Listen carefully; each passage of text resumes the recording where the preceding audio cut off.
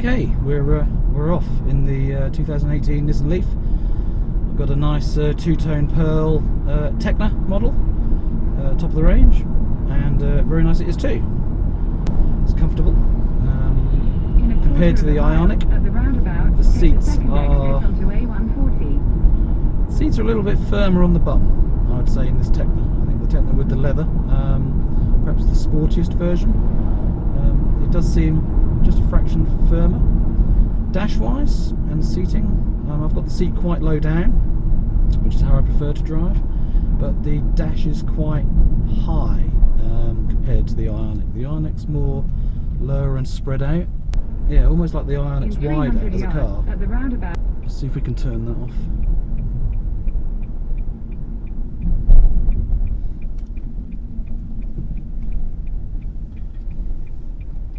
Yeah, so other first impressions, again comparing to the Ioniq that I test drove, the steering's lighter. It's more precise. Exit the roundabout onto the slip road.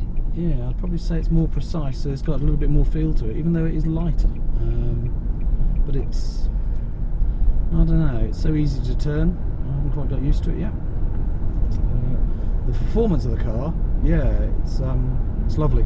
So first test drive of a real EV, and this one's got decent performance, and it is very nice. So easy and smooth to drive, and lovely and quiet. What am I noticing as my very first impressions? Well, yeah, this buttress thing that Fancy Bevmate talks about, and I talked about in my very first sit-in in one. It's just wrong. It shouldn't be here. It's too high, it's angled towards your leg, it just shouldn't exist. It should be nice, soft, leather covered, low down, and this piece isn't necessary at all. So that's a great shame. So if you have your leg up like I do, like this, then it's actually not comfortable, so you have to have your leg more down. Right, what are we doing? I'm heading home at the moment, which is a dual carriageway route with lots of roundabouts. I thought what I'd do is basically just do a test route home as an indication of this type of road. We'll turn the sat-nav down as low as it can go. So far I'm up to date with all the instruments. It seems quite easy and intuitive. Everything is going very well in the car.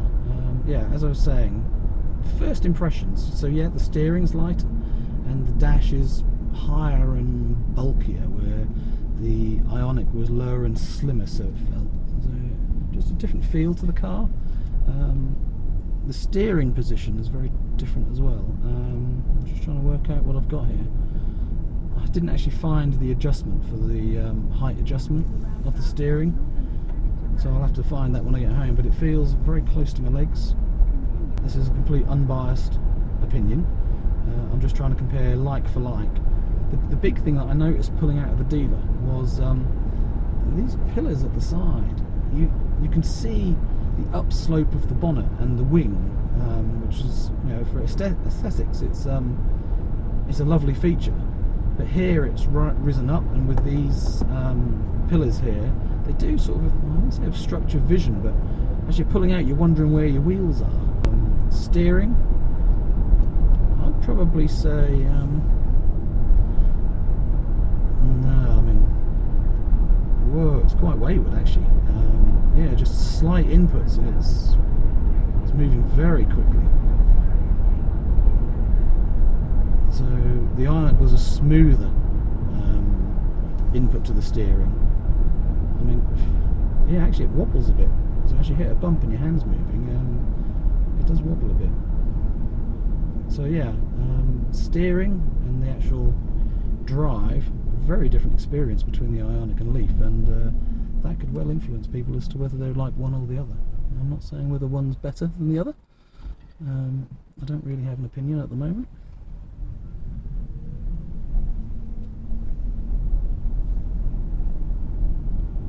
The performance of this one is just way better.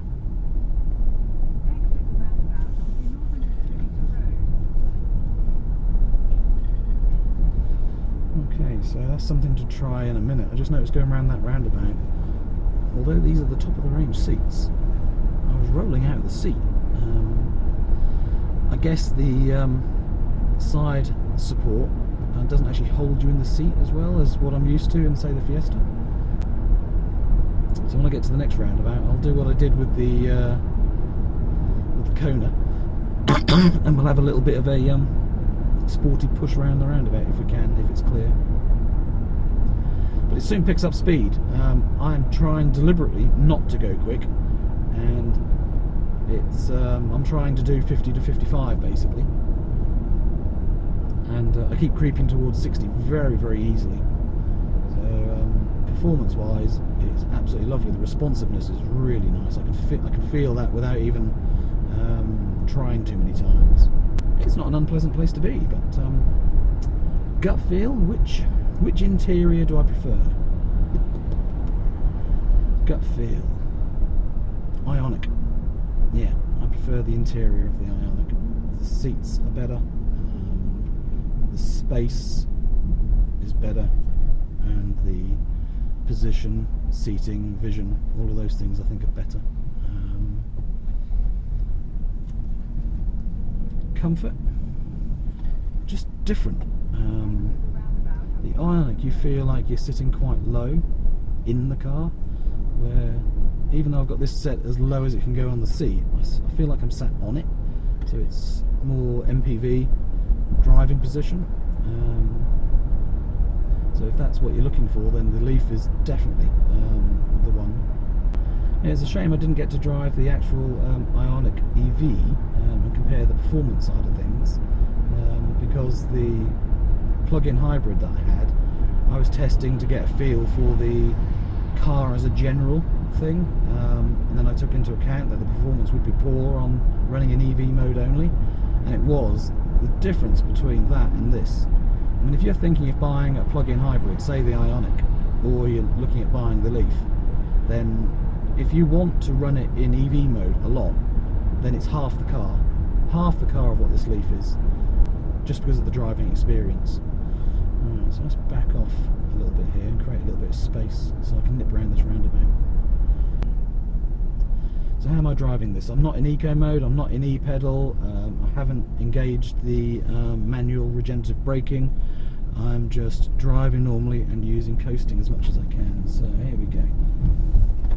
So nip round and about from here, just give it a few beans. Oh yeah, it's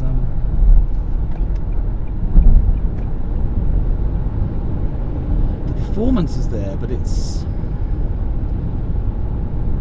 the steering's very wayward. How can I describe that? It's to me that felt like as you're accelerating, you're getting a lot of front lift and you haven't got a lot of feel in the front, and it's almost back to my motorbiking days, I suppose. That's how it almost feels. The steering's so light and twitchy. So as I was coming off the roundabout, let's see if I can experience it again and describe it.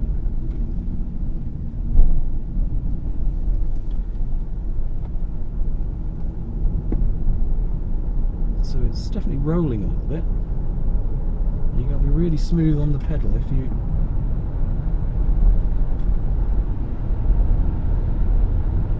Yeah, under acceleration it seems to go very light on the steering, is how it feels to me. I feel less connected to the car under acceleration. Now, I haven't seen anyone talk about that in the Leaf. But that'll do for the performance side of things. I don't need to push anymore. I'm more interested in trying to gain the range. So today I'm just heading home. I'm going on these dual carriageways to do a single dual carriageway test and see within, I don't know, about 10 miles or so what the performance looks like and the range. And after that we're then going to head out and head towards the coast. We'll have a day out of the coast and enjoy the Norfolk coastline. I haven't been there for a long while. I've been, I would say off ill, but I've been ill at home for the last week and coughing and choking and not really enjoying anything, let alone the sunshine. So I'm really looking forward to heading to the coast, buying an ice cream and enjoying myself. and all courtesy of Nissan today. What else can I tell you? Yeah, the Nissan experience. Last time I went there, not very good. This time, the guy was very professional, knew exactly what he was talking about, made it nice and easy for me. Definitely knew his product, answered lots of questions for me before we set off, made sure that I was confident and comfortable, and didn't give me any hassle. If you're thinking of doing test drives, they're very, very easy. One thing to bear in mind though, they ask you to sign an insurance waiver, and basically on this one I'm liable for £250 if I have any damage to the car, so I have to pay in excess of it. On the Hyundai, interestingly, their excess was a lot more. It was £750, and if I didn't want to pay that, I could pay them £12 for a waiver for my test drive, which I didn't like the sound of, to be honest. If you're test driving a car, the last thing you should be thinking about as you're setting off is, am I going to have an accident or not? I wouldn't want to be in the uncomfortable position of having an accident and them trying to get £250 off me when I'm supposed to be interested in buying a car. So it's a little interesting. So if you're going to go out test driving, bear in mind Hyundai may well ask you for more of an excess, or ask you to pay a waiver on the insurance. Nissan, the excess was a lot less, only £250, and there was no amount offered to have a waiver against that. Okay, we're not far from home now. I'm extremely curious to see what the range says and what it all has, but I'm not going to go looking at the dials while I'm driving, because I have a little bit of a story to say. I almost feel like I have to confess to say I've told you a lie.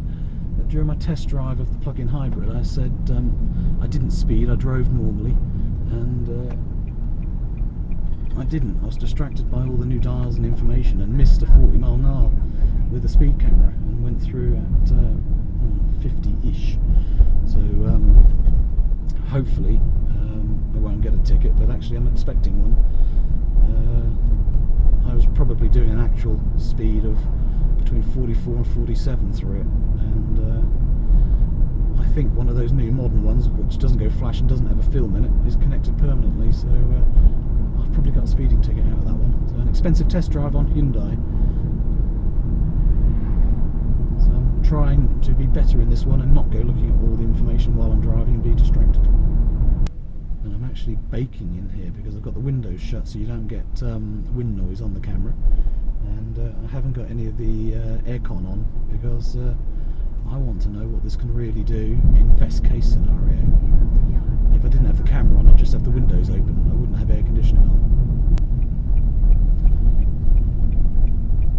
Right, I've decided to come to a garden centre car park, and I'll spin the car around in here, film from the outside, and reset the trip meters, etc. And have a look at the efficiency while I'm here.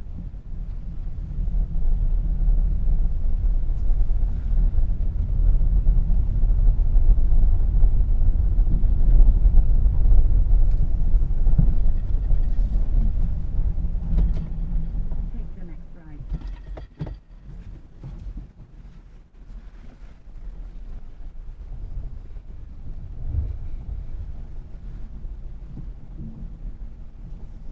Okay. So what else? Well, that's a bit... whipped the seatbelt across. I do notice, putting the seatbelt on, for example, as you're going in, so I'm sat here in the seat, I've got the seatbelt across me, I'm about to put it in, I can't actually do it. It's slightly back and everything is in the way. Now, I know I'm a bit of a fatty, but I'm only a 36 to 38 waist. I'm not that big, and yet it's not intuitive where the seatbelt actually goes. You have to put your hand quite far back, so from a design point of view, that could have been improved, so that's a negative. A positive, I do like the drive mode. It's very, very simple. You move it across towards you and up or down depending on whether you want drive or reverse, and you can also, when it's in drive, drop it down once more and it gives you regenerative braking. And for parking, the park mode is just a button on the top. You press the P and it parks. So all in all, a nice mixture of some positives, some, ooh, that's different, not quite what I expected, and a few negatives as well. Oh yeah, so there's not a lot of cubbyhole space in the armrest, but the armrest is comfortable. Right, that'll do for the moment.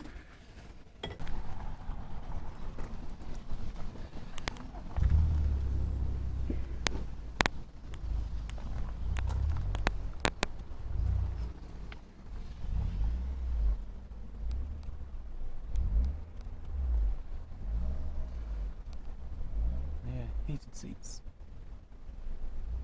Unusual place to put the settings.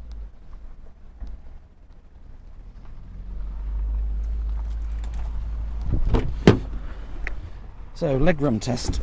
Leaving the seats where I was. How does that compare to, say, the Kona? Well.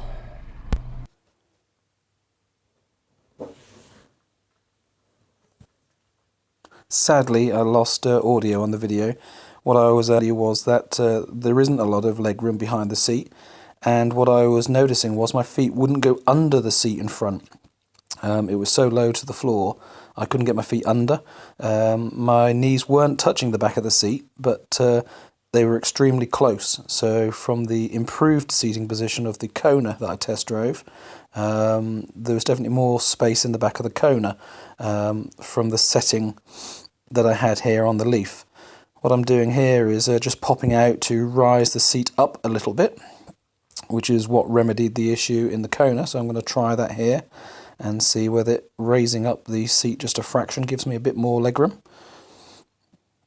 And one of the things that I noticed was, as I was getting out of the car, I cracked my head on the roof line, which was a surprise to me. That the back seats are quite high, and therefore I was at risk of banging my head as I got out. The legroom wasn't much improved. I still couldn't get my feet under the seat, and it didn't really improve the knee room at all. Headroom was fine in the back of the car, but that straight line there of the roof line, you definitely had to duck when you're getting out of the car. As you can see, it's quite low to where my head is. Okay, boot space next. This was probably the most practical boot that I've tested and seen so far. It's quite deep, it's a good size, you can get lots in. Yes, there's a lip to get over and it's quite a rounded shape for getting things in, but it was a really handy size. The storage cables were tucked away at the side. The boot was a real nice positive on that, much more practical than the Ioniq. Range and efficiency next.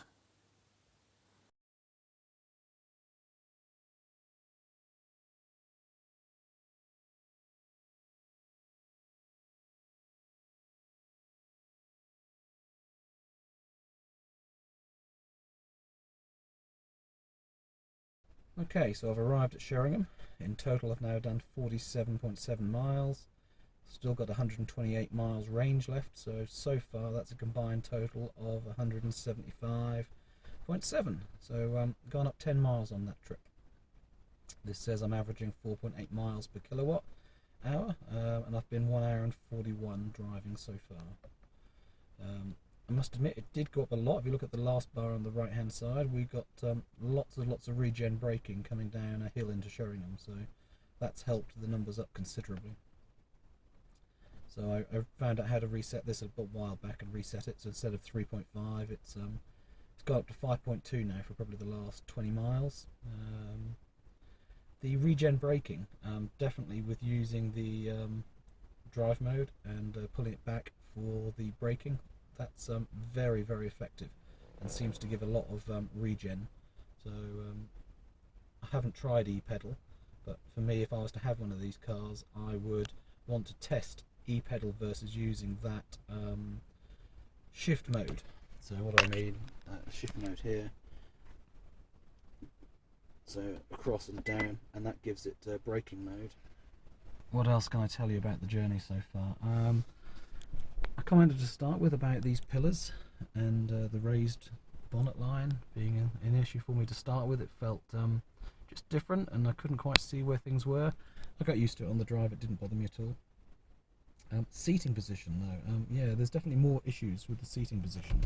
So let me discuss with you. I'm only 5'10", but I do have the seat reasonably far back, and my driving position is seat, what have I done? I've done seat all the way down plus up 3 notches to try and gauge a bit more legroom in the back, and I've put the steering wheel as high as it goes up. Basically when I'm driving along, because it's 1 foot driving on throttle or brake pedal, I drive with this leg up. Now as you can see, getting your hand underneath the steering wheel to move, your leg's in the way. I'm not a tall person, so a taller person would have, I think, a bit of an issue on the steering wheel here. And I guess it's because I feel like I'm sitting on the car, not in it, so it's quite a high driving position. Perhaps that's the batteries are underneath.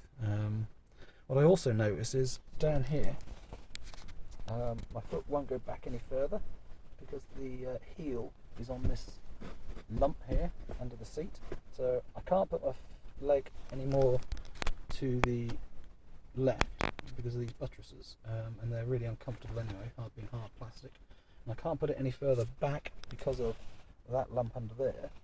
So that leaves me with that seating position where my leg's in the way of the steering wheel, or flat down, which is comfortable. So basically I don't really have a lot of choice. It's uncomfortable or comfortable. Although that's how I prefer to drive. I prefer to drive that way. I do like the steering wheel. Steering wheel with the flat edge to it. I like that a lot. What else have I noticed on this journey? Displays are brilliant. Nice and clear, very easy to read. The only complaint I have is that the sat-nav instructions aren't mirrored to the centre dash here. So you can have it on the navigation setting, but all it shows you is north, south, east or west and the road you're on. It doesn't really give you any instructions or anything good. It certainly doesn't show you what the next junction is. And although the screen here is really clear and very useful, what I've noticed is, especially depending on where the light catches, you can't quite see this side of the screen sometimes. And what I notice is it's just out of peripheral vision, so I have to deliberately tilt my head across and down slightly to see the screen. But overall, lovely comfortable car from the driving position, and the passenger's position looks okay as well. Again, the Hyundai information systems and infotainment. Which do I prefer between the Nissan LEAF and the Hyundai version? Kona and the Ioniq are pretty much the same. I would say I prefer the Ioniqs. There was much more information that was readily available and it was easier to see. The layout was better. There's nothing wrong with the LEAF's one. I would certainly get used to it. It's perfectly adequate. It does everything you want.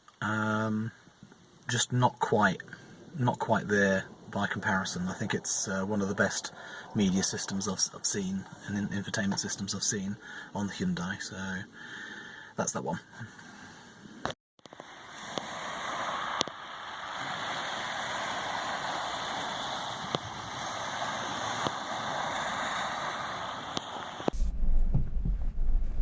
Okay, we're off again. The return leg. One of the things you notice as soon as you drive an EV is how quiet they are. I know it's obvious, but it's lovely. Okay, back at the Nissan dealer.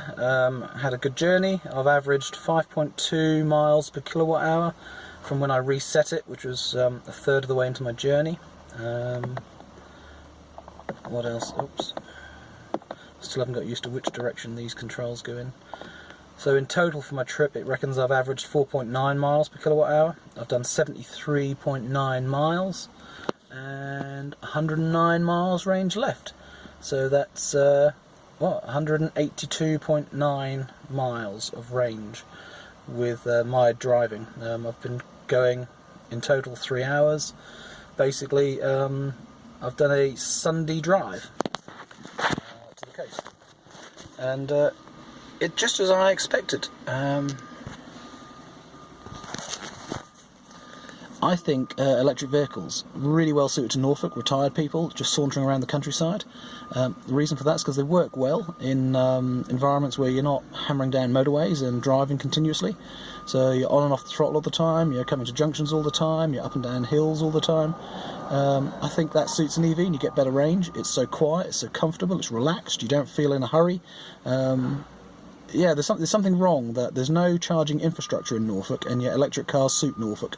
So the council need to sort themselves out. The manufacturers need to encourage them. They could sell a lot of cars to the retirement brigade, probably the 50 to 70-year-olds. This is a really good car for exactly what I've just done. Spend the day out, go to the coast, and enjoy your drive. And a total range of 182 miles. 182.9, so I'm quite happy with that. 109 miles left, so I've gone out for a day out and I've still got 100 miles left, so my issue about emergency stuff, that's all sorted, isn't it? And the car back, it has been an enjoyable drive. I would recommend it to anyone that the characteristics of the car suits. For me personally, comparing it to the Ioniq and the Kona, I don't think it's as luxury and as comfortable as the Ioniq. The Ioniq is much more spacious, and although the ride is firmer in the LEAF, it's not as engaging a drive as the Kona was, although it was a petrol one that I drove. Visibility in the car here is excellent. So, you don't have to twist your neck around, there's plenty of visibility, all sides, without you even using the cameras. So that's a huge plus point for the car in my opinion. Would I buy it?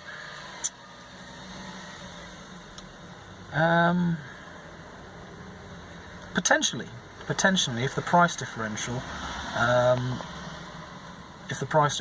was the right value, because it, in my opinion, isn't worth as much as a premium SE Ioniq, and definitely not the Kona that's coming out, either the 40 or the 64 kilowatt hour. So value for money, yeah, I should think the lower levels of these, very, very good value for money. The higher ones, probably not so good. Right, time to go home, so I'll say goodbye. Thank you very much for watching. I hope you enjoyed the video, and I hope you enjoyed the information that I gave. Again, for those that love the Nissan LEAF and disagree with all the things I'm saying, especially the issues about legroom, it's down to your own opinion and down to your own setup of the car and how you drive it. This is my personal take on it, and it doesn't mean it's suitable for everyone. So what these comments about positives and negatives are really good for is when you get yourself down to the dealer, try it yourself and look out for these issues. Watch different videos by different people and see what they think are the good things and the bad things, and then go and find those things and see if they're good or bad for you.